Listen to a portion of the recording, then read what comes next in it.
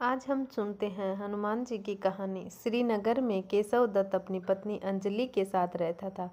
संतान की इच्छा से दोनों पति पत्नी प्रति मंगलवार को हनुमान जी की पूजा करते थे। वर्षों तक व्रत करने के बाद भी कुछ नहीं हुआ। कुछ दिनों के बाद केशव दत्त पूजा करने के लिए जंगल में चला गया। उसकी पत्नी अंजलि घर में मंगलवार का व्रत करने लगी।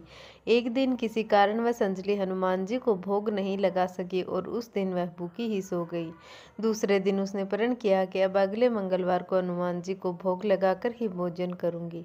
अंजलि ने भूखी प्यासी रहकर 7वें दिन मंगलवार को हनुमान जी की पूजा की और उन्हें भोग लगाया, लेकिन तभी भूख प्यास के कारण अंजलि बेहोश हो गई। हनुमान जी उसे सौपन में दर्शन देते हुए कहा, उठो पुत्री, मैं तुम्हारी पूजा पाठ से प्रसन्न हूँ। तुम्हें सुंदर और सुयोग्य पुत्र को होने का वरदान देता हूँ। तत्काल अंजलि उठकर हनुमान जी को भोग लगाया और स्वयं भोजन किया।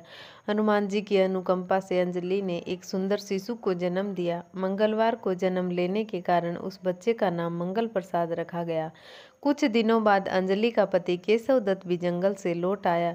उसने मंगल को देखा तो अंजलि से पूछा, यह बच्चा किसका है? अंजलि ने हनुमान जी के दर्शन देने और पुत्र प्राप्त होने का वरदान देने की सारी कथा सुनाई, लेकिन केशव दत्त को उसकी बातों पर विश्वास नहीं हुआ और वह अंजलि पर शक करने लगा।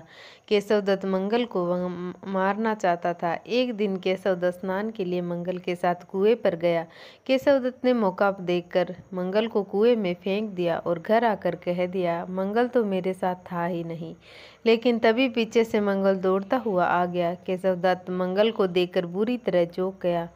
उसी रात हनुमान जी ने केशव दत्त को सौपन में दर्शन देते हुए कहा, तुम दोनों के मंगलवार के व्रत के से प्रसन्न होकर पुत्र का जन्म का वर मैंने दिया था, फिर तुम अपनी पत्नी पर शक क्यों करते हो?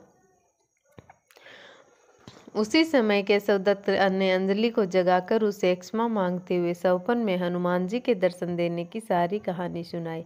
तब केशव दत्त ने अपने बेटे को हृदय से लगा लिया। उस दिन के बाद सभी आनंद पूर्वक रहने लगे। जो दंपति विधिवत मंगलवार का व्रत करते हैं, हनुमान जी उनके सभी कष्ट दूर करते हैं, घर में धन संपत्ति का भंडार भर देते हैं, निसंतानों को संतान देते हैं और शरीर के सभी रक्त विकार के रोग भी नष्ट कर देते हैं।